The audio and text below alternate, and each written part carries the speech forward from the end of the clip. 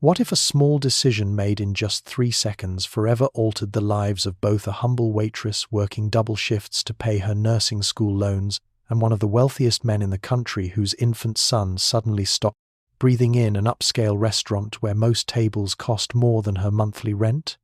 Tonya never expected that her quick thinking would not only save a life that evening, but also set in motion a chain of events that would transform her own life, from endless struggle to unexpected opportunity and profound connection. The chandeliers of Le Ciel restaurant cast prismatic rainbows across polished silver and crystal glasses, illuminating a world Tonya Williams could serve but never belong to. Her reflection fragmenting across the ornate gold-rimmed plates, she balanced on tired arms that had already worked 6 hours at the hospital reception desk before starting her evening shift. Her sensible black shoes squeaked slightly against the marble flooring as she navigated between tables where women draped in jewelry worth more than her entire education fund laughed without reservation, their manicured fingers lifting champagne flutes that cost more than what Tonya brought home in a day. The scent of truffle oil and saffron hung in the air, mingling with expensive perfumes that masked the faint hospital antiseptic, still clinging to her skin despite her rushed shower in the cramped bathroom of her studio apartment where the hot water only lasted 4 minutes before turning ice. Cold. Mr. Kellerman, the perpetually dissatisfied floor manager with thinning hair combed meticulously over his scalp, cornered her by the service station, his pudgy finger jabbing toward his platinum watch as he reminded her that 2 minutes late meant potentially thousands in lost revenue, his eyes never once acknowledging the dark circles beneath hers, or how her fingers trembled slightly from exhaustion after spending her lunch break holding her grandmother's frail hand at Golden Sunset Nursing Home, watching the only person who had ever truly believed in her drift further into the fog of dementia. Tonya swallowed her explanation about the bus running late and the broken elevator at the nursing home, knowing Mr. Kellerman cared nothing for the fact that without her grandmother's social security check contributing to rent, she would be forced to drop out of nursing school just 3 semesters shy of the degree she had been working toward for 6 years through an exhausting patchwork of jobs, scholarships, and stubborn determination that refused to bend even as the weight of responsibility curved her spine. The soft ping from her phone signaled another payment reminder for her student loans. The 6th this week. But she silenced it without looking, tucking a stray curl back into her regulation bun, before picking up the tray of aperitifs, destined for table 7, where a tech executive was entertaining clients, their collective net worth greater than what everyone in her apartment building would earn in their lifetimes combined. Despite everything, Tonya managed to summon a genuine smile as she approached the table. A small act of grace born from the same well of compassion that had drawn her to nursing, that had made her hold the hand of a dying homeless man during her hospital internship when no one else would enter his room, that had her saving every extra penny to supplement her grandmother's inadequate medication. The weight of 3 textbooks in her locker reminded her why she endured this gilded purgatory night after night, serving people who looked through her as if she were just another piece of the restaurant's expensive decor, her humanity as invisible to them as the careful calculations she made with each paycheck, dividing poverty into careful proportions that might somehow add up to a future where she could heal rather than just serve. The restaurant atmosphere shifted like a current through water when Maxwell Thornton entered, conversations pausing mid-sentence as heads turned to observe the 37-year-old tech billionaire, whose latest neural interface innovation had dominated financial news for months,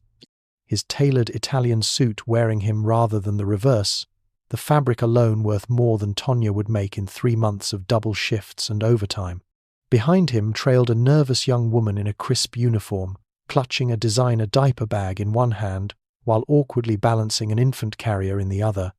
the baby inside barely visible beneath a cashmere blanket that probably cost more than Tonya's entire wardrobe. Kellerman practically sprinted across the floor to personally escort them to the best table in the house, positioned perfectly near the windows overlooking the city lights while remaining private enough for sensitive conversations, his formerly rigid spine now curved in an obsequious bow as he fawned over the man whose net worth exceeded the GDP of several small nations. Tonya watched the procession with clinical interest, noting how the restaurant's wealthiest patrons suddenly found excuses to pass by the table, dropping casual greetings as if they and Thornton were old friends rather than strategic social climbers seeking proximity to power. Their transparent maneuvers apparently beneath his notice as he remained focused on his phone, responding to their overtures with automated nods that never reached his ice-blue eyes. The nanny struggled to settle the baby and herself at the table, clearly intimidated by the formal setting with its multiple forks and crystal stemware, her hands trembling slightly as she attempted to position the infant carrier securely, while Thornton continued tapping at his screen without offering assistance or even acknowledging the child who shared his distinctive widow's peak and aquiline nose. When Kellerman informed Thornton that his dinner guests would be arriving momentarily, the billionaire merely nodded curtly, still not looking up from his device, his jawline rigid with unspoken tension as the baby began to stir beneath the blanket, tiny fists emerging to punch at the air, while the nanny frantically rummaged through the diaper bag for a pacifier. Assigned to the adjacent section, Tonya found herself watching the tableau between serving her own tables, something about the disconnect between father and child, triggering the same protective instinct that had led her to nursing, her attention drawn repeatedly to the infant whose existence seemed peripheral to the important man who had created him. The contrast could not have been more stark between Thornton, who radiated cold efficiency in every precise movement, and Tonya, who infused even the simple act of pouring water with genuine human connection, between the man who could buy anything yet seemed to possess nothing of real value, and the woman who had little except the wealth of compassion that animated her tired eyes whenever they drifted toward the increasingly fussy baby. What puzzled Tonya most was how someone surrounded by such obvious abundance could appear so fundamentally empty, the hollowness behind his perfect veneers visible perhaps only to someone like her, who understood that true worth had nothing to do with net value and everything to do with how you treated others when no one of consequence was watching. A lesson Maxwell Thornton had evidently never learned despite all his academic credentials and business acumen. A sharp crash of breaking glass from the next section initially drew only irritated glances from nearby diners, until the nanny's panicked cry sliced through the ambient restaurant noise, her face contorted in horror as she pointed at baby Elijah, whose complexion had suddenly shifted from rosy pink to a terrifying shade of blue, tiny lips gasping soundlessly for air, while pudgy fingers clawed desperately at nothing. The business associates who had joined Maxwell at his table continued their animated discussion about acquisition strategies, their voices creating a wall of sound that prevented them from noticing the unfolding emergency mere feet away, while Maxwell himself remained laser-focused on the portfolio figures being presented, oblivious to the fact that his son was literally fighting for breath behind him, as a small plastic piece from an expensive rattle lodged firmly in his windpipe. Tonya registered the situation in the span of 3 rapid heartbeats, her brain instantly switching from Waitress to healthcare mode as she processed the classic signs of foreign object airway obstruction, her textbooks and clinical rotations crystallizing into absolute certainty about what needed to happen in the next 10 seconds if this child was to survive. Without pausing to consider protocol or hierarchy, or the fact that she was about to put her hands on a billionaire's child without permission, Tonya dropped her tray of cocktails and sprinted across the restaurant floor, ignoring Kellerman's indignant shout,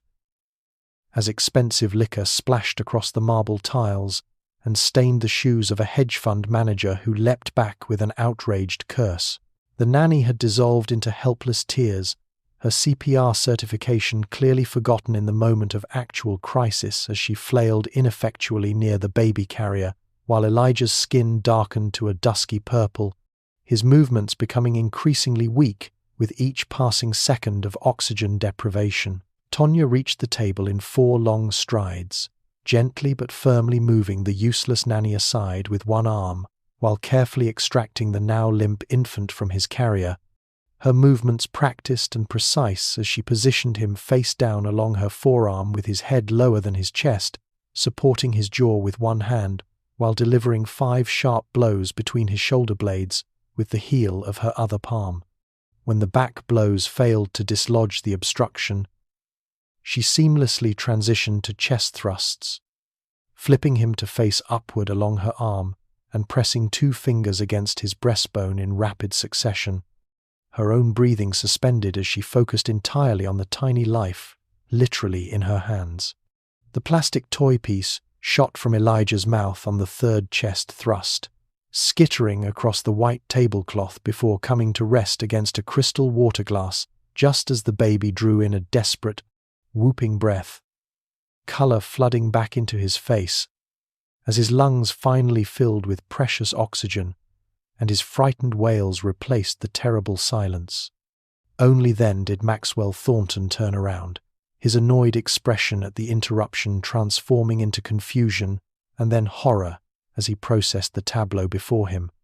A waitress he had never noticed cradling his gasping son, while the nanny he paid 6 figures annually stood frozen in useless panic beside the table, the evidence of his child's near-death experience lying innocuously on the tablecloth between half-empty wine glasses and financial reports that suddenly seemed monumentally insignificant. The restaurant erupted into chaotic motion as reality crashed through the refined atmosphere, patrons half rising from their seats with phones raised to capture the drama, while Maxwell Thornton stared at the small plastic piece on the tablecloth with dawning comprehension, his face draining of color as he mentally replayed what must have transpired while his attention had been elsewhere. His initial reaction flashed across his features like lightning, frustration at the business interruption quickly replaced by confusion, and then stark terror as he fully grasped how close his son had come to dying mere feet away while he discussed quarterly projections, the realization staggering him backward into his chair as his gaze shifted from the choking hazard to the waitress, who still held his now crying child with practiced confidence. The nanny had collapsed into a nearby chair, hyperventilating between incoherent apologies, while Thornton's business associates awkwardly gathered their materials, mumbling about rescheduling as they retreated from the uncomfortable family drama unfolding at the table, leaving behind half-eaten entrees and unfinished conversations in their haste to escape the suddenly too human situation. Tonya gently bounced the infant in a soothing rhythm, her voice a soft murmur against his ear as she monitored his breathing and color, professional enough to complete her assessment before carefully transferring him to his father, whose hands shook visibly as he accepted his son with the tentative grip of someone handling nitroglycerin rather than a baby. Something unspoken passed between Waitress and Billionaire in that moment of transfer, a current of understanding about what had nearly been lost, what had miraculously been saved. His whispered, "Thank you," laden with a vulnerability entirely absent from his previous demeanor, while her modest nod acknowledged both his gratitude and her own desire to retreat from the attention now focused entirely on her from all corners of the restaurant. Conscious of the spectacle they were creating and the other tables in her section waiting for service, Tonya stepped back into her professional role with practiced ease, smoothing her apron and turning to resume her duties as if she hadn't just saved a life between taking drink orders and delivering appetizers, her instinct to minimize her own importance as deeply ingrained as her compulsion to help others in crisis. She had taken only 3 steps when Kellerman materialized beside her, his fingers digging into her elbow as he steered her toward the kitchen, his voice a venomous hiss about abandoned sections and violated protocols and spilled $100 cocktails, apparently blind to the profound service she had just performed, or perhaps simply calculating its worth against the inconvenience to his other wealthy patrons. The injustice of being reprimanded for saving a child barely registered on Tonya's face. Accustomed as she was to a world where the rules protected property over people, and where her value was measured by her compliance rather than her character, though something in the way she straightened her spine suggested a private dignity no amount of unfair treatment could diminish.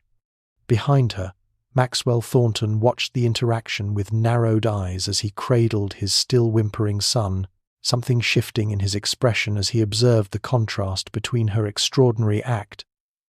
and her ordinary treatment,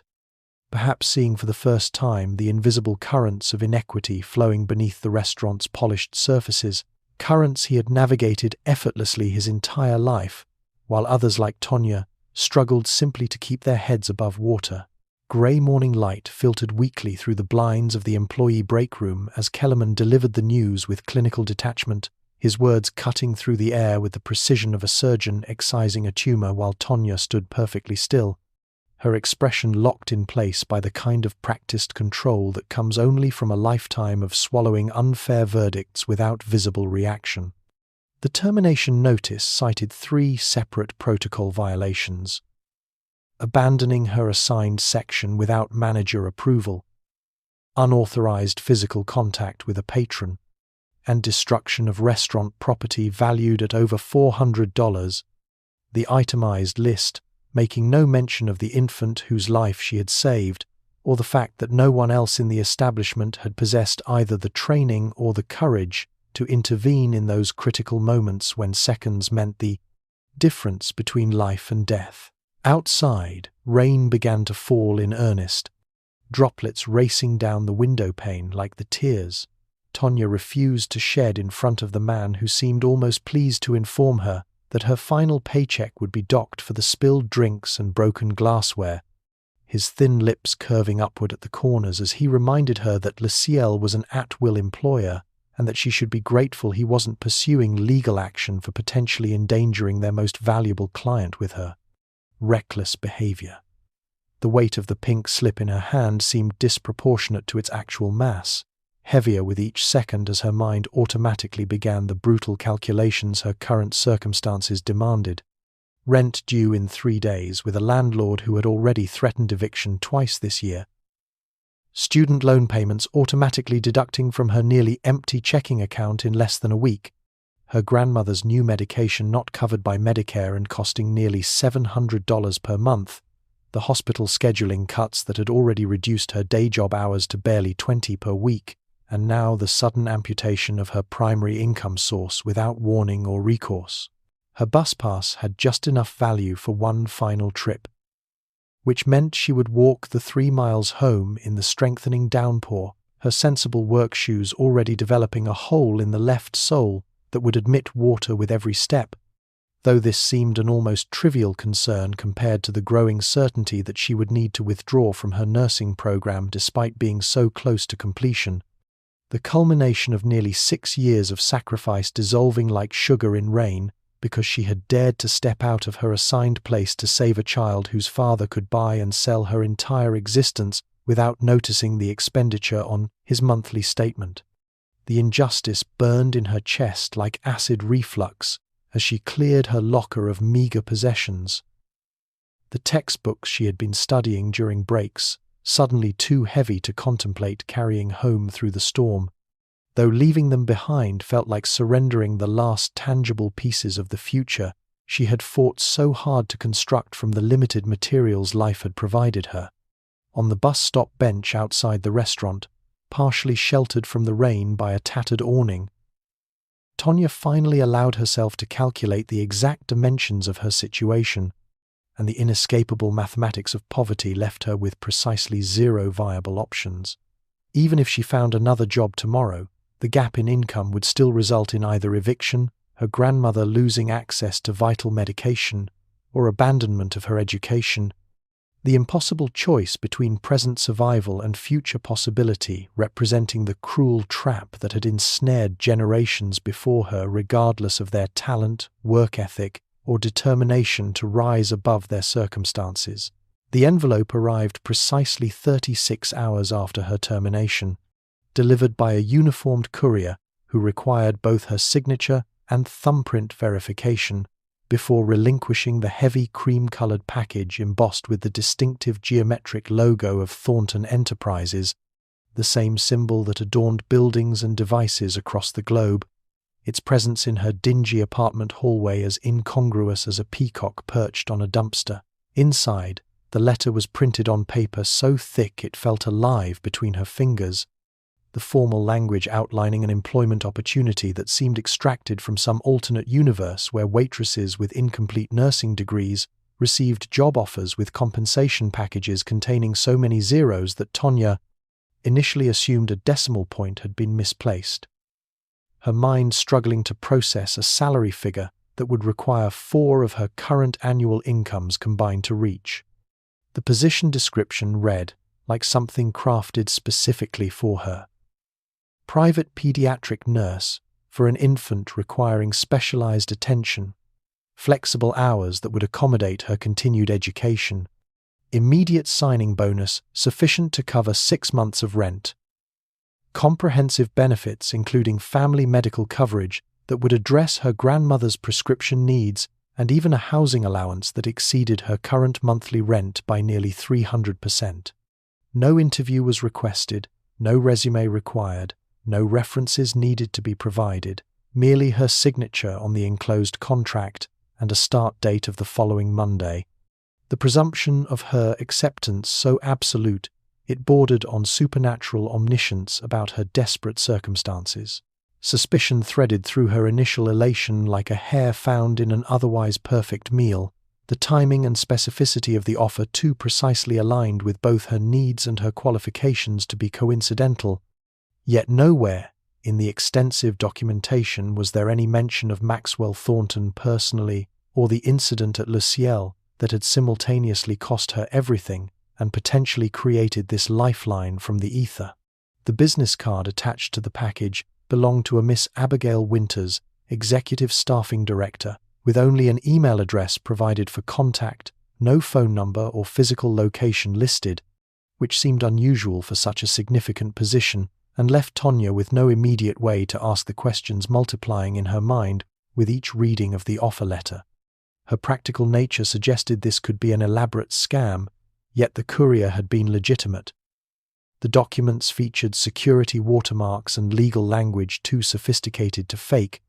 and the Thornton Enterprises logo was precisely rendered with the microscopic detail that counterfeiters typically missed, suggesting an authenticity that her skepticism struggled to dismiss, despite the surreal nature of being plucked from catastrophe by an invisible hand that seemed to know everything about her, yet revealed nothing of itself in return. The final page of the package contained a non-disclosure agreement preventing her from discussing the position with anyone, along with a deadline for acceptance set for midnight, giving her less than 6 hours to decide whether to sign away her privacy and embrace a complete transformation of her circumstances or reject what might be her only escape from the financial quicksand rapidly pulling her under. The weight of her grandmother's medicine bottles on the bathroom counter, and the final eviction warning slipped under her door that morning, tilting the scales. Despite the mysterious nature of the opportunity that had materialized exactly when she needed it most. The Thornton estate materialized through morning mist like a modern fortress, all gleaming glass and architectural angles perched on a cliffside overlooking the ocean, its scale so vast that Tonya initially mistook it for a boutique hotel until the private elevator whisked her from the underground parking garage directly into a foyer larger than her entire apartment building's lobby, its ceiling soaring 3 stories above Italian marble floors that reflected her stunned expression back at her as she clutched her single duffel bag, containing every possession she considered essential. A butler with the posture of a retired military officer greeted her by name without introduction. Somehow knowing exactly who she was despite never having met her, his crisp British accent listing amenities with mechanical precision while leading her through spaces that defied residential classification, an indoor pool with retractable glass walls that opened to the sea, a kitchen complex staffed by 3 professional chefs preparing breakfast despite no visible diners, a home theatre with seating for 30, art installations worth more than what Tonya would have earned in 20 lifetimes as a registered nurse adorning walls like casual afterthoughts rather than the treasures they represented in the outside world. Her assigned quarters occupied an entire wing that the butler referred to as the staff attachment, though the term seemed absurdly inadequate for what was effectively a luxury apartment with floor-to-ceiling windows, a bathroom featuring a shower with 16 adjustable jets,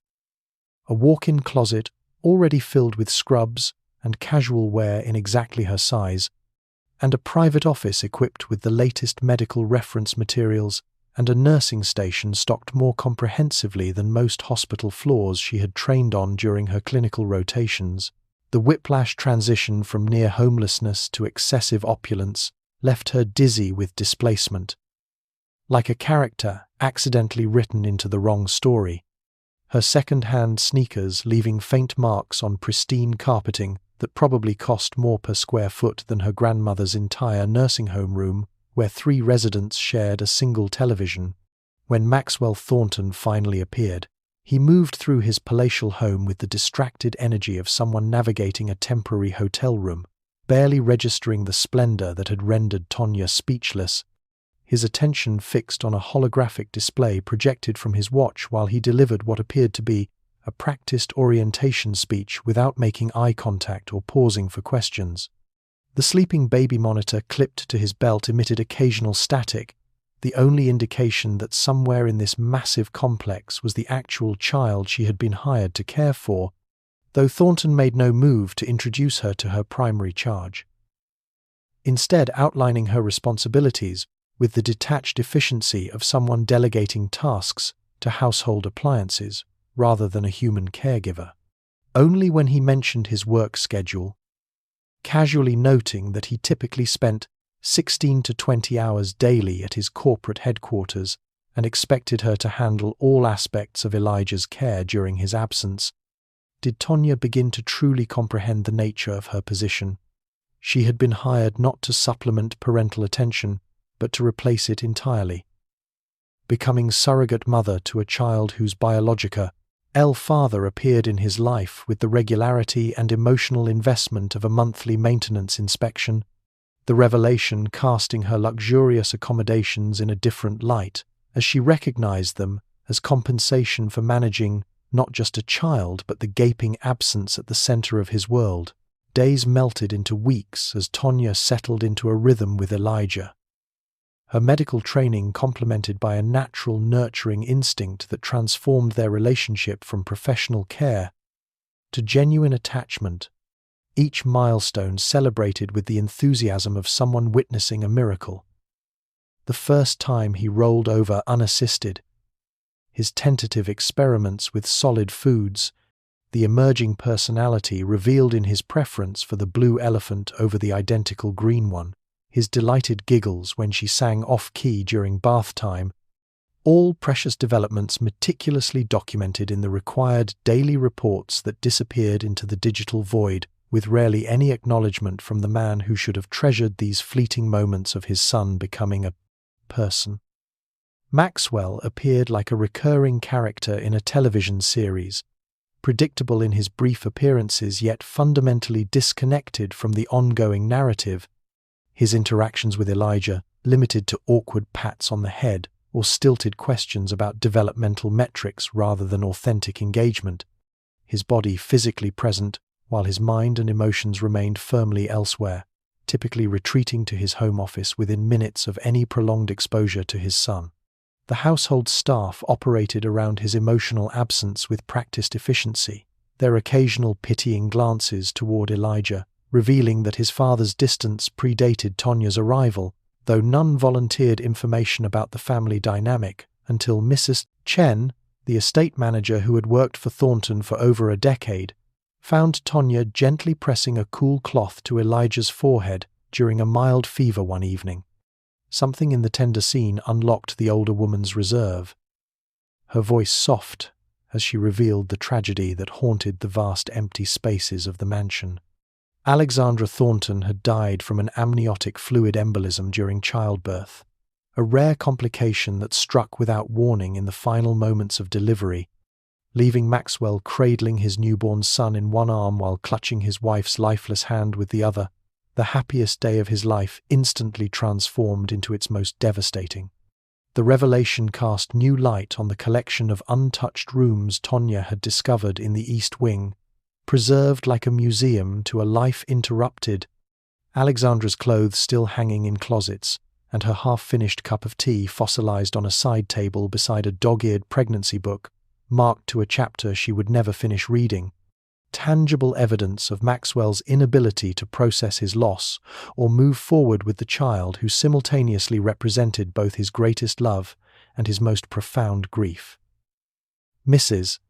Chen explained how Maxwell had been utterly devoted to Alexandra throughout their 7-year relationship,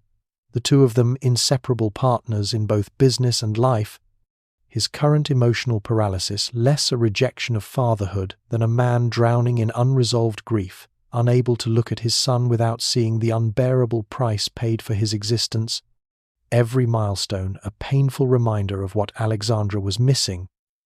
rather than a celebration of what remained. Understanding bloomed in Tonya like a winter flower.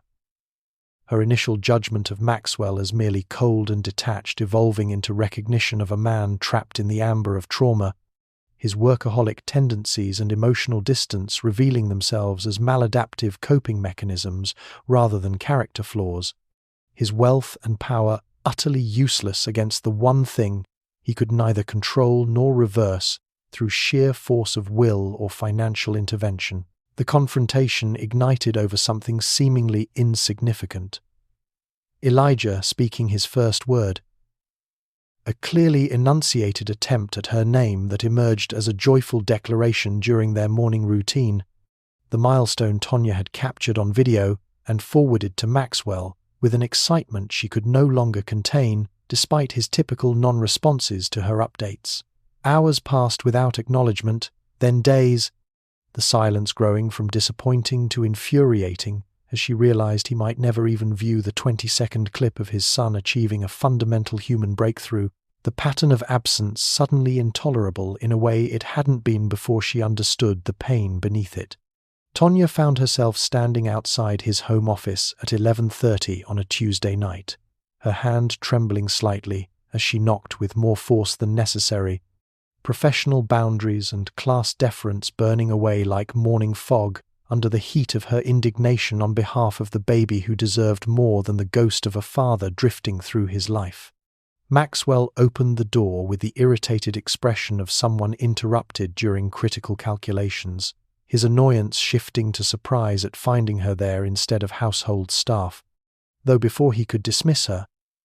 Tonya stepped into the sanctum of screens and holographic data where billion-dollar decisions were made,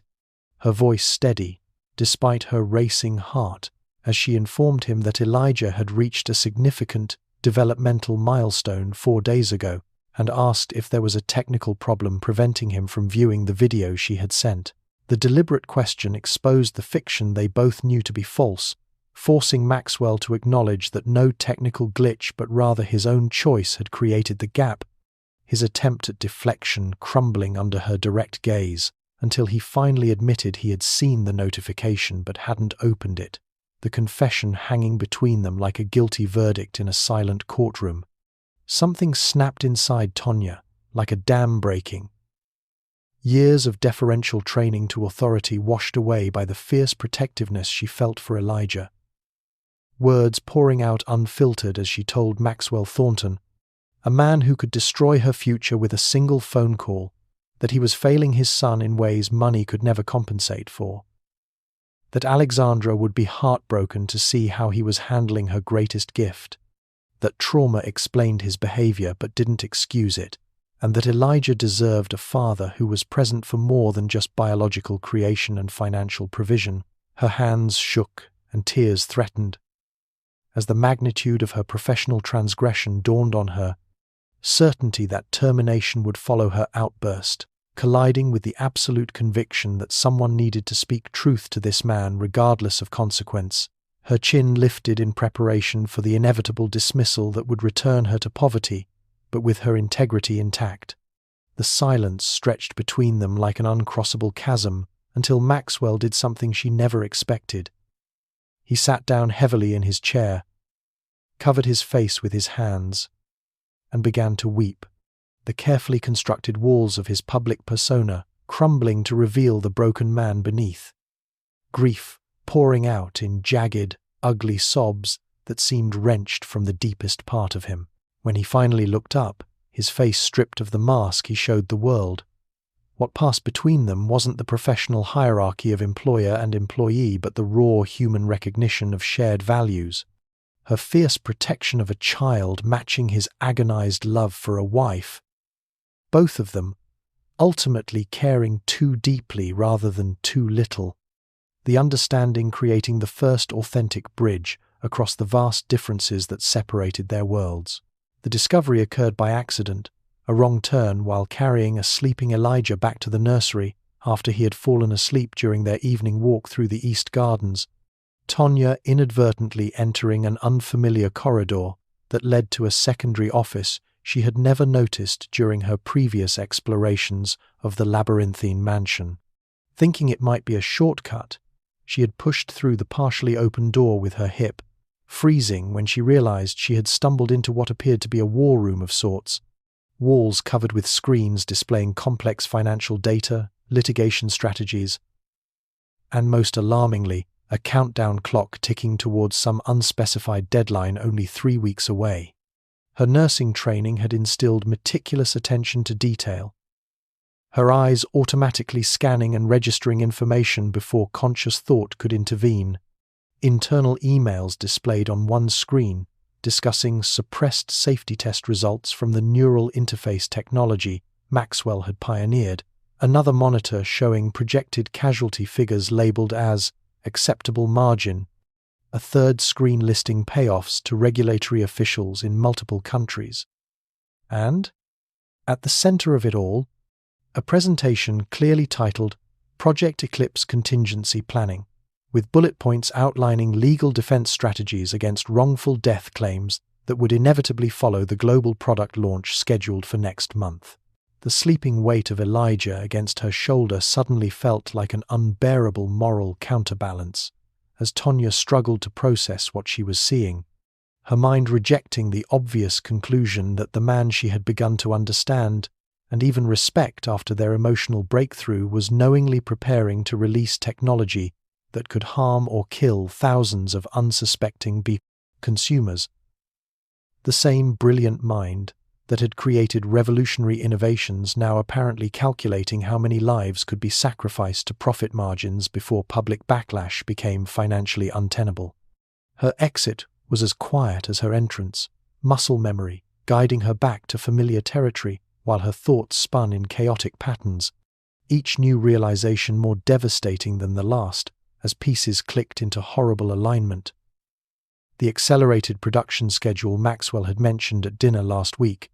his cryptic comment about making difficult decisions for the greater good, the parade of lawyers she had noticed arriving for closed-door meetings, all suggesting conscious choice rather than ignorance or misunderstanding on his part. The moral quandary twisted in her chest like physical pain as she gently laid Elijah in his crib, the innocent face of the baby she had come to love now inextricably connected to potential suffering his father might knowingly cause. Her newfound security and promising future suddenly revealed as wages potentially paid in blood money, her silence potentially making her complicit in whatever harm might follow. Sleep evaded her entirely that night as she wrestled with impossible options. Confronting Maxwell directly might result in immediate termination and removal from Elijah, whom she now loved too deeply to abandon. Reporting what she had seen to authorities would require evidence she couldn't access and might not be believed given Thornton's wealth and influence. Remaining silent would violate every ethical principle her grandmother had instilled and her nursing education had reinforced, the oath to do no harm extending beyond her direct patients to the wider world that might suffer from her inaction. By dawn, Tonya realized with grim clarity that the comfortable sanctuary she had found in this mansion was actually a moral crucible, testing whether her integrity could withstand the corrupting influence of luxury and security, whether she would choose difficult truth over comfortable complicity, and whether her growing affection for both father and son would compromise the fundamental values that had guided her through far simpler but perhaps more honest poverty. 3 days of agonizing deliberation culminated in Tonya preparing to confront Maxwell with what she had discovered, her resignation letter drafted but unsent in her pocket as she approached his home office, only to halt mid-stride when she heard raised voices through the partially open door, one belonging to Maxwell and the other to Gregory Whitfield, Chief Operations Officer and Maxwell's partner since Thornton Enterprises began in a Silicon Valley garage 15 years earlier. Instinct, rather than intention, kept her from announcing her presence as Gregory's words slithered through the gap like toxic smoke. He knew Maxwell had been collecting evidence against him for months, had discovered the encrypted server where Maxwell documented the safety violations and regulatory bribes Gregory had orchestrated behind his partner's back, and most chillingly, had already implemented a contingency plan involving the convenient accident that would befall Elijah and his caretaker during their regular afternoon walk, unless Maxwell surrendered all evidence immediately. The casual cruelty with which Gregory outlined how simple it would be to arrange for a distracted driver to veer onto the garden path precisely when Tonya and Elijah passed the western gate froze her blood more effectively than any physical threat to herself alone could have, her protective instincts flaring as she processed the genuine danger facing the baby she considered essentially hers now. Regardless of biology or legal documentation, Maxwell's response contained a coldness she had never heard from him before, even during his most emotionally distant moments, as he informed Gregory that threatening his son was the final confirmation that his former friend had become someone unrecognizable, someone who needed to be stopped before the neural interface technology they had developed together was corrupted from its original purpose of helping paralysis patients communicate into the mass-market product with deliberately suppressed safety concerns that Gregory had been pushing toward launch. The truth crystallized with stunning clarity. The documents Tonya had discovered were not evidence of Maxwell's corruption, but rather his investigation into Gregory's. The countdown timer marking not a product launch but the deadline for Maxwell's presentation of evidence to the board of directors and regulatory authorities, the litigation strategies designed to protect the company and its legitimate products from the fallout when Gregory's actions became public. The moral landscape shifted beneath her feet as she realized Maxwell had been working secretly to prevent exactly the harm she feared he intended to cause, his recent distraction and secretive behavior stemming not from corporate conspiracy, but from his desperate attempt to save both his company's integrity and its original mission without alerting Gregory to his discovery of the malfeasance. 2 revelations struck her simultaneously. Maxwell Thornton was fighting to protect thousands of potential victims from his partner's greed, unaware that his efforts had placed his son in immediate danger from a man who clearly considered collateral damage an acceptable business expense, and Tonya herself had become an unwitting pawn in a deadly corporate chess game, her routine with Elijah now weaponized as a vulnerability that Gregory intended to exploit with brutal efficiency. The immediate threat transformed her planned confrontation into something entirely different as she silently retreated from the door, mind racing with the dual imperatives of protecting Elijah from imminent danger, while somehow alerting Maxwell to the fact that she was now an ally in his fight rather than an unwitting liability. The ethical quandary of moments ago replaced by the crystal-clear priority of keeping a child safe from a man who had just revealed himself as willing to murder an infant to protect his financial interests. The nursery door stood open when it should have been closed, the first warning sign that registered in Tonya's mind as she returned from her hasty conference with Maxwell, their whispered strategy session in the garden gazebo, having produced a plan to secure Elijah and the evidence before confronting Gregory with the recording she had managed to capture on her phone through the office door. The second warning was silence, where there should have been the gentle lullaby music that always played during Elijah's afternoon nap. The absence of sound somehow more alarming than any noise could have been as she crossed the threshold into the room, and felt her heart seize at the sight of the empty crib. blankets thrown aside and favorite blue elephant discarded on the floor in a way Elijah would never have done voluntarily, the stuffed toy his constant companion during sleep. Gregory stood by the floor-to-ceiling windows with Elijah clutched awkwardly against his chest, the baby squirming uncomfortably in the grip of someone who clearly had minimal experience handling children. The juxtaposition of expensive Italian suit against the innocent vulnerability of infant, creating a visual metaphor for the moral bankruptcy Tonya now recognized in the man she had previously known only as Maxwell's charming business partner who occasionally stopped by to bring exotic gifts for his godson. The security panel by the door displayed its disabled status, explaining how he had entered undetected, while the small black object in his free hand revealed itself as a thumb drive containing what he claimed was the only copy of the evidence against him, his demand simple. Maxwell would publicly take responsibility for the safety violations himself, preserving the launch timeline and Gregory's reputation, or he would disappear with Elijah permanently, the implied threat requiring no elaboration as his finger hovered near the window release mechanism that would open the glass barrier, separating them from a 70-foot drop to the jagged rocks below.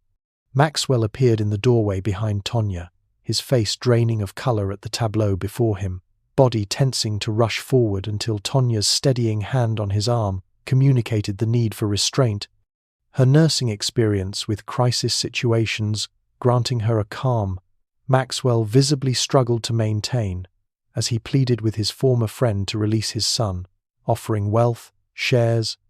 anything Gregory wanted except the sacrifice of innocent lives that would result from releasing the neural technology in its compromised state. What Gregory failed to notice during his escalating demands was Tonya slowly edging along the perimeter of the room, utilizing the distraction of Maxwell's emotional appeals to position herself closer to the window while simultaneously establishing eye contact with Elijah. The silent communication between them built over months of care, allowing her to convey reassurance even in this extremity, her subtle finger movements reminding him of their favorite game. The moment crystallized when Elijah suddenly went rigid and began to wail with practiced perfection, the ear-splitting screams causing Gregory to instinctively loosen his grip and turn his head away from the assault on his eardrums, creating the 3-second opening Tonya had been waiting for as she lunged forward with the speed and precision of someone who had lifted and carried this particular child hundreds of times,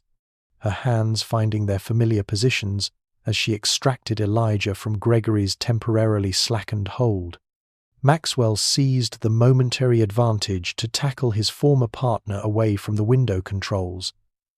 the two men crashing into the bookshelf as Tonya rolled with Elijah,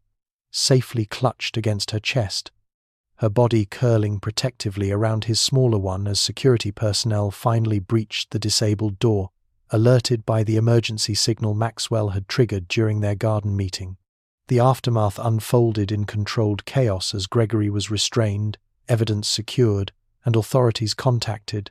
but what remained seared in Tonya's memory was the moment immediately following the rescue. Maxwell kneeling beside her on the nursery floor, his arms encircling both her and Elijah in a fierce embrace that acknowledged they had become something beyond employee and employer, beyond caregiver and parent. The shared courage of their coordinated rescue, cementing a bond forged through crisis and revealing the full extent of Maxwell's transformation from emotionally distant billionaire to a father who would risk everything to protect his son and the woman who had taught him how to love again. Camera flashes punctuated the air like lightning as Maxwell Thornton approached the podium at Thornton Tower. The assembled financial reporters and industry analysts who had gathered, expecting a standard quarterly earnings call, instead witnessing something unprecedented in corporate America. A tech billionaire publicly vulnerable, his voice steady but threaded with genuine emotion as he recounted not just the attempted corporate sabotage by his former partner now facing multiple federal charges, but the parallel personal journey that had transformed him from a grief-paralyzed shell into someone capable of reconnection with both his son and the world around him. The markets had initially panicked when news broke about the safety concerns with the neural interface technology, Thornton Enterprises stock plummeting 20 points before stabilizing when Maxwell released evidence proving the issues had been identified and corrected before any devices reached consumers, his transparency and accountability drawing praise from regulators who typically approached tech giants with justified skepticism, born from decades of industry obfuscation and profit-driven negligence. What truly silenced the typically cynical press corps, however, was Maxwell gesturing for Tonya to join him at the podium. Elijah balanced comfortably on her hip in what had become his natural position, the three of them presenting a unified image that defied easy categorization, as Maxwell publicly credited her not just with saving his son from choking months earlier, but with restoring his moral compass and helping him rediscover the original mission that had inspired Thornton Enterprises before grief and disengagement had allowed corruption to take root in his absence. Financial journalists frantically revised their stories as Maxwell announced the establishment of the Alexandra Thornton Foundation for Healthcare Access, a $5 billion initiative providing full scholarships for nursing students from disadvantaged backgrounds, complete with living stipends, childcare assistance, and guaranteed job placement within a network of hospitals and clinics being constructed in underserved communities across the country. The program explicitly modeled after Tonya's journey and the obstacles she had overcome through sheer determination, despite a system designed to exclude rather than nurture talent from her economic background. The formal announcement that Tonya Williams had been appointed as executive director of the foundation, with full decision-making authority over its considerable resources, represented a power transfer unprecedented in philanthropic circles, placing a former waitress without even a completed nursing degree in control of initiatives that would reshape healthcare education nationwide. Her lived experience valued as expertise more relevant than any Ivy League MBA could provide for identifying and dismantling the systemic barriers facing students like her former self. Justice manifested not just in Gregory facing consequences for his actions, but in the structural changes Maxwell implemented throughout Thornton Enterprises based on Tonya's perspectives, from family-friendly policies that acknowledged caregiving as valuable labor to revised compensation structures that significantly narrowed the gap between executive and entry-level compensation, transformations that business publications initially derided as sentimental until quarterly productivity metrics demonstrated their effectiveness at attracting and retaining top talent across all departments. What the cameras captured, but reporters struggled to articulate in their coverage, was the fundamental shift visible in Maxwell himself. The man who had once moved through the world in isolated self-protection, now fully present as he adjusted Elijah's collar with the unconscious intimacy of regular physical affection, his gaze meeting Tonya's with unguarded appreciation, instead of the carefully calculated assessment he had previously applied to all human interactions, the three of them having created something that transcended traditional definitions of family or professional collaboration, their distinct strengths combining to heal individual wounds while simultaneously addressing broader injustices neither could have tackled alone. Summer sunshine spilled across the university quadrangle as Tonya Williams adjusted her graduation cap, the weight of the nursing pin on her lapel, representing not just the completion of her degree, but the culmination of a journey that had tested every aspect of her character and transformed her understanding of what was possible in a world she had once experienced as unrelentingly hostile to her aspirations. From her position in the processional line, she could see her grandmother in the front row of the audience, no longer confined to a nursing home but thriving in her private suite in the Thornton household. Her dementia symptoms significantly improved with proper medication and cognitive therapy that would have remained financially inaccessible without the intervention that had altered their family trajectory. Beside her grandmother sat Maxwell, almost unrecognizable from the emotionally barricaded man she had first encountered at Le Ciel. His posture relaxed as he pointed out various details of the ceremony to 3-year-old Elijah, who perched on his lap in a miniature suit that matched his father's, their matching expressions of pride and impatience so similar that several nearby attendees commented on the strong family resemblance that transcended genetics and spoke instead to the power of consistent, loving presence. The dean announcing her name added special emphasis to the cum laude distinction she had somehow managed to earn despite simultaneously running a multi-billion-dollar foundation,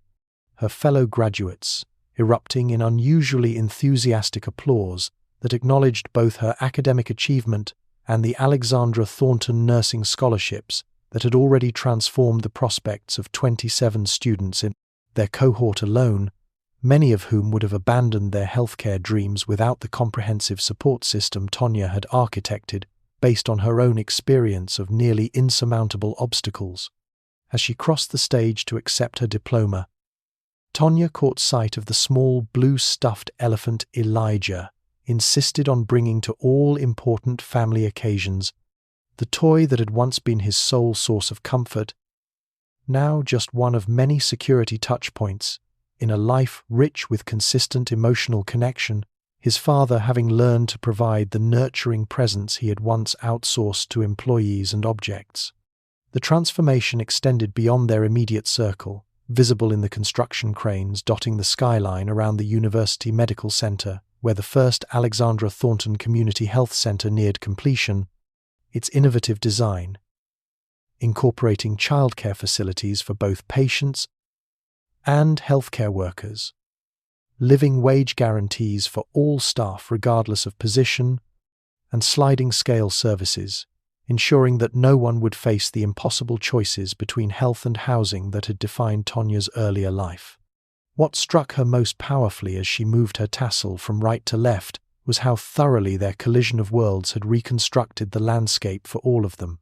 Maxwell rediscovering joy and purpose after believing both permanently extinguished by grief, Elijah developing into a securely attached child with the emotional intelligence that comes from being genuinely seen and valued, her grandmother receiving the care and dignity every elder deserves regardless of financial status, and Tonya herself stepping into a power she had never imagined possessing, not just completing the nursing degree that had once seemed perpetually out of reach, but leveraging her influence to dismantle the very barriers that had nearly defeated her. When she joined them after the ceremony, Elijah launched himself into her arms with the absolute confidence of a child who knows he belongs there, while Maxwell embraced them both with the easy physical affection that had replaced his former rigid distance, the three of them creating their own definition of family based, not on conventional arrangements, but on the deeper truth they had discovered together.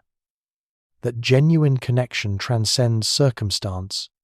that courage reveals itself most clearly in how we care for one another,